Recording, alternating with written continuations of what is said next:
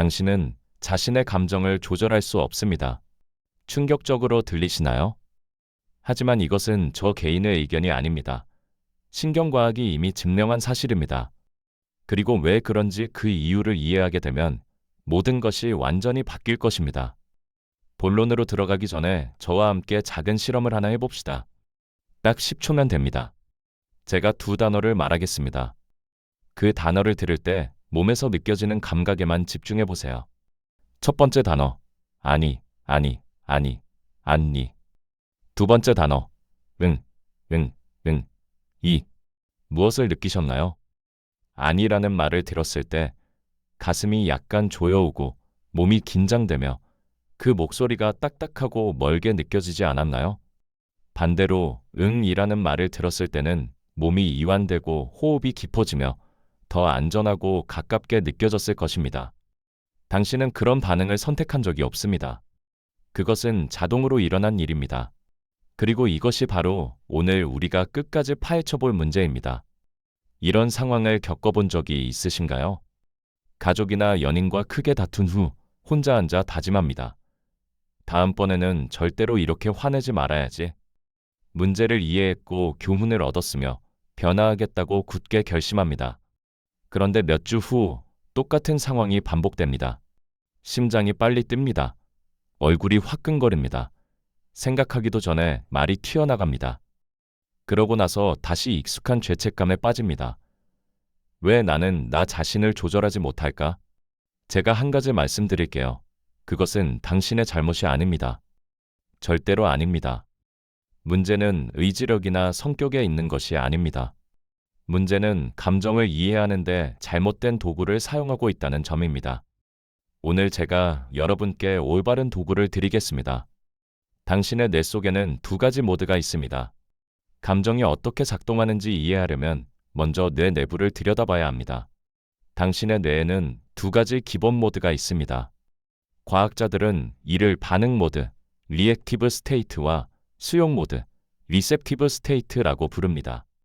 이 두 모드는 단순히 기분에만 영향을 미치는 것이 아닙니다.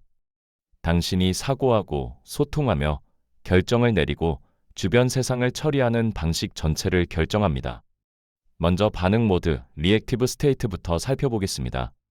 타인의 말이나 눈빛만으로 공격받는다고 느낄 때, 수치심이나 불안을 느낄 때, 어떤 위협을 감지할 때, 뇌는 즉시 일련의 생존 본능을 활성화합니다. 큰 근육 그룹에 피를 보내기 위해 혈압이 상승합니다. 정신을 바짝 차리게 하려고 스트레스 호르몬이 분비됩니다. 호흡은 가쁘고 얕아집니다. 온몸이 우리 조상들이 알았던 유일한 네 가지 옵션인 싸우기, 도망치기, 얼어붙기, 혹은 기절하기를 준비합니다. 익숙하게 들리시나요? 당신은 이미 이런 경험을 수없이 해왔기 때문입니다. 맹수가 있는 밀림이 아니라 회의실에서 껄끄러운 대화 중에 어떻게 답장해야 할지 몰라 몇 번이고 다시 읽는 문자 메시지 속에서 말이죠. 반응 모드에 너무 오래 머물러 있으면 단순히 폭발하거나 위축되는 것보다 더 무서운 일이 벌어집니다. 더 무서운 것은 바로 자기 자신과의 연결을 잃어가는 것입니다. 부정적인 생각들이 멈추지 않고 맴돌기 시작합니다. 더 많이 불평하고 더 많이 회피하며 모든 새로운 것이 기회가 아닌 위협으로 다가옵니다. 과학자들에 따르면 장기적인 반응 모드 상태에서 당신의 감정과 생각은 주로 외부 자극에 의해 끌려다니게 됩니다. 마치 닷없는 배가 파도에 휩쓸려 다니는 것과 같습니다. 수용 모드 뇌가 최고 수준으로 작동할 때, 반응 모드와 반대되는 것이 바로 수용 모드, 리셉티브 스테이트입니다. 그리고 이곳이 바로 당신의 진정한 자아가 사는 곳입니다. 이 상태에서 당신의 뇌는 더 이상 공격이나 도망 방식으로 작동하지 않습니다. 대신 유연함, 적응력, 높은 연결 능력, 활력, 그리고 안정성이라는 5가지 특징이 활성화됩니다. 너무 추상적으로 들리나요? 아주 구체적인 예로 설명해 드리겠습니다. 수용 모드에 있을 때 당신은 싸우거나 도망치는 대신 삶의 변화를 극복해야 할 도전 혹은 배움의 기회로 바라봅니다. 대화할 때 자신을 방어하는 대신 상대가 누구든 지위나 의견이 얼마나 다르든 진심으로 경청할 수 있게 됩니다. 하지만 더 주목해야 할 점은 뇌 수준에 있습니다. 당신이 자주 이 수용 모드에 머물면 내면 세계를 조율하는 역할을 하는 내측 전전두피제, 미들프 프론탈 코텍스이라는 부위가 더 빠르게 발달합니다. 신경세포의 수와 연결 속도 모두 말이죠. 이것은 철학이 아닙니다. 뇌 생리학입니다. 감성지능, EQ 분야의 개척자인 다니엘 골먼 교수는 자신의 심리세계를 다스리는 능력인 인지제어, 코그너티브 컨트롤과 IQ, 가정환경, 학벌보다 성공을 더 정확하게 예측하는 요인이라고 지적했습니다. IQ가 아닙니다. 출발선이 아닙니다. 바로 자기 자신을 다스리는 능력입니다. 감정 조절에 관한 가장 큰 실수. 이제 가장 중요한 부분입니다. 그리고 이것은 자기 개발 서적을 많이 읽는 분들을 포함해 대부분의 사람들이 실수하는 지점입니다. 그 실수는 바로 감정을 조절할 수 있다고 믿는 것입니다. 처음에 했던 실험으로 돌아가 봅시다. 아니와 은이라는 단어 실험 말이죠.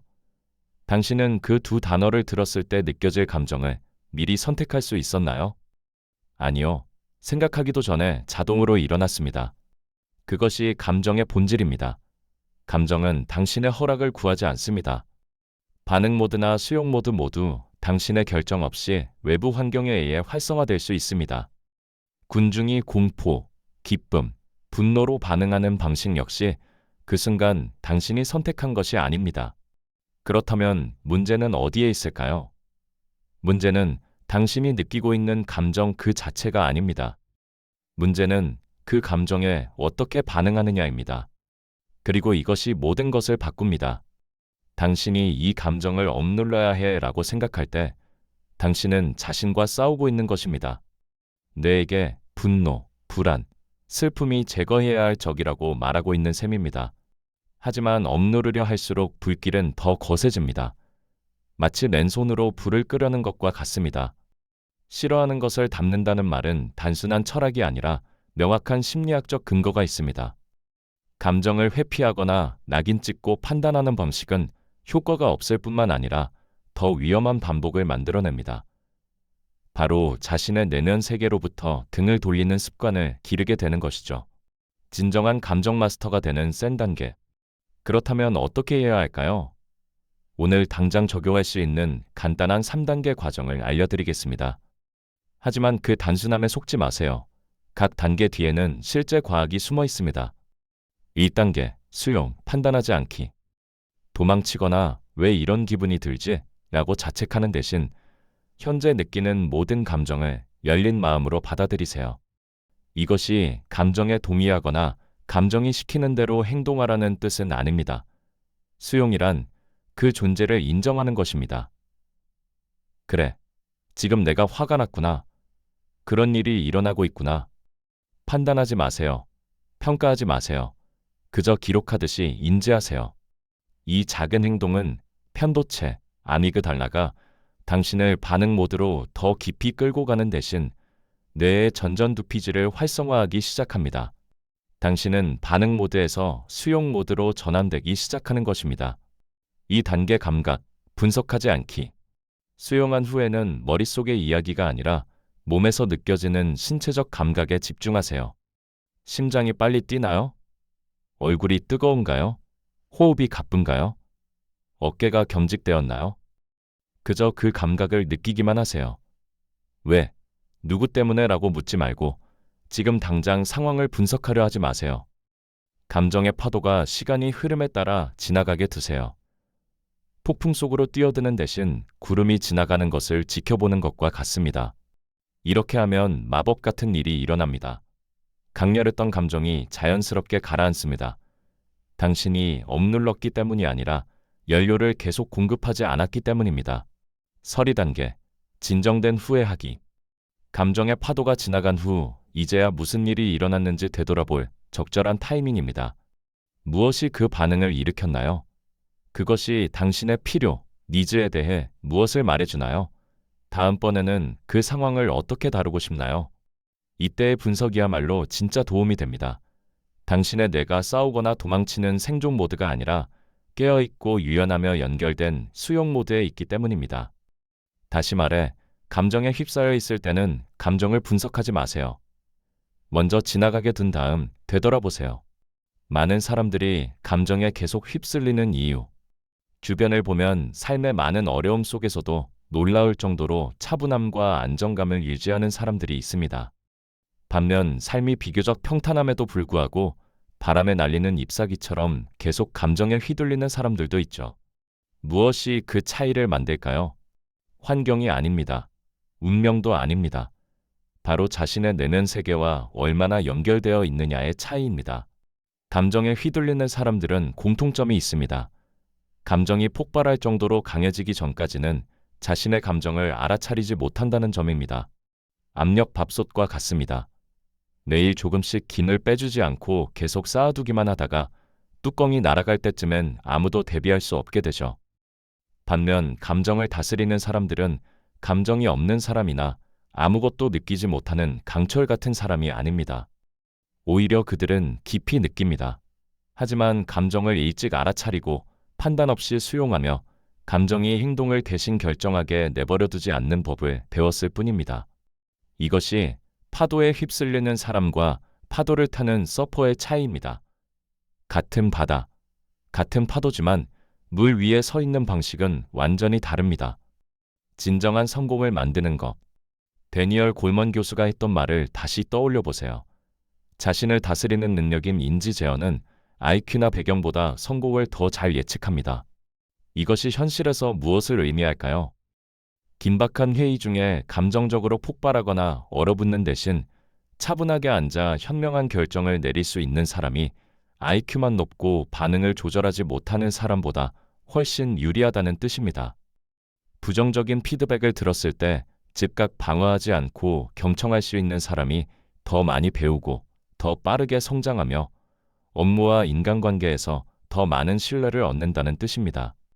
끊임없는 압박과 수천 갈래의 정보가 쏟아지는 현대사회에서 자신의 내면 상태를 다스릴 줄 아는 사람이야말로 진정한 힘을 가진 사람입니다. 그리고 가장 아름다운 사실은 IQ나 가정 환경과 달리 이 능력은 훈련될 수 있다는 점입니다. 뇌는 당신의 선택에 따라 변합니다. 즉각 반응하는 대신 멈춰서 감정을 알아차릴 때마다 당신의 내측 전전두피질은 마치 헬스장에서 근육이 단련되듯 강화됩니다. 요약 및 당신을 위한 도전. 오늘 우리가 다룬 내용을 정리해 보겠습니다. 당신의 뇌에는 두 가지 모드가 있습니다. 생존, 불안, 방어로 이끄는 반응 모드와 유연성, 연결, 자기 조절이 가능한 수용 모드입니다. 감정은 적이 아닙니다. 조절하거나 억눌러야 할 대상도 아닙니다. 중요한 것은 무엇을 느끼느냐가 아니라 느끼는 것에 어떻게 반응하느냐입니다. 자신을 수용 모드로 되돌리는 3단계. 1점 판단 없이 감정을 수용하기. 2점 신체 감각에 집중해 파도가 지나가게 두기. 3점 평온해진 뒤에 분석하고 행동하기. 인지제어는 당신이 연마할 수 있는 가장 중요한 기술입니다. IQ보다, 전문 기술보다 당신이 인생에서 어디까지 갈 수 있는지를 결정하는 그 어떤 것보다 중요합니다. 이번 주의 도전 과제입니다. 평소 당신이 쉽게 반응하게 되는 상황 하나를 정해보세요. 긴장되는 대화, 기분 나쁜 문자, 혹은 오해받는 순간 등입니다. 즉시 반응하는 대신 3초만 멈춰보세요. 지금 느끼는 감정을 알아차리고 가슴에 손을 얹고 심장 박동을 느껴보세요. 깊게 숨을 들이마시세요. 그게 전부입니다. 딱 3초. 그리고 다음에 어떤 일이 일어나는지 지켜보세요. 당신의 뇌는 고장나지 않았습니다. 당신의 감정은 문제가 아닙니다. 단지 그것들을 이해할 올바른 도구를 갖지 못했을 뿐입니다. 이제 당신은 그 도구를 가졌습니다. 이 내용이 도움이 되었다면 이 말이 필요한 친구에게 공유해 주세요. 다음 영상에서 뵙겠습니다.